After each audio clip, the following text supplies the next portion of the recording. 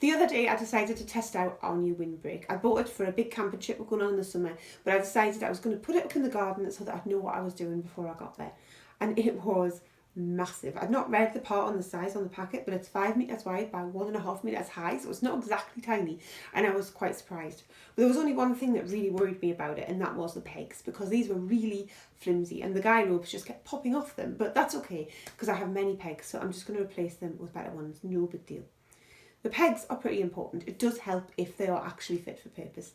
What's the point otherwise? So for our tent, we have an assortment of pegs, 3 types in fact, here they are, and they're all better than the ones that came with the windbreak. Pegs are really useful for holding down your tent if it's windy, and also to help shape your tent, and quite often I can push them into the ground with my hand and my foot, but if the ground is harder, then I might need to use this one, or they might need hammering in with a mallet.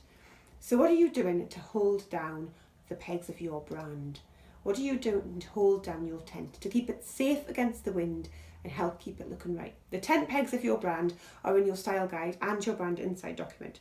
So you have various pegs for different things. So you have a fonts peg, a colours peg, a personality peg, a peg for your vision, a peg for your aims, a peg for the emotions that you want people to feel, a peg for your ideal client, and a peg for your brand promise. You get the idea. And with a brand style guide, you can keep your brand strong and your visuals looking at their best. And this is because you know the things that you need to know. You have them all written down to refer to, and you know how to use it. And your brand insight document contains your values, your personality, your ideal client, your vision, your goals, your aims, your mission statement. It's a working document that you should keep up to date somewhere so that you can access it. And this is the important stuff that is your brand, the stuff that all the parts of your business are hinged on.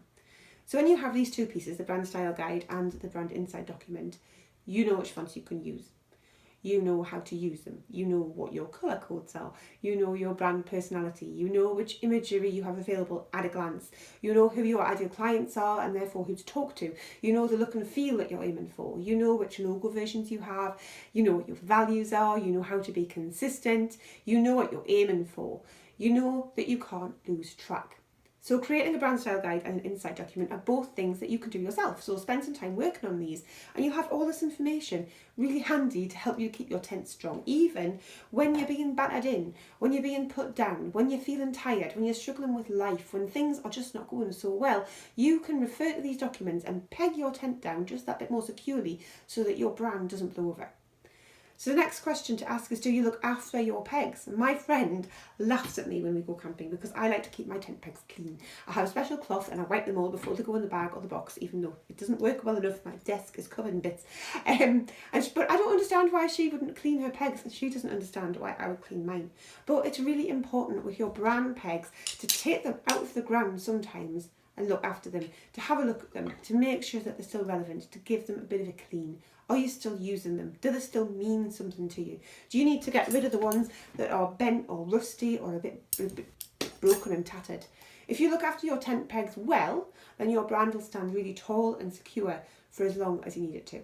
So which of your brand pegs do you need to check over? Let me know in the comments. I'd love to know. I'd love to help you out. And if you like this video, please subscribe and watch out for the next one, which will be really, really soon.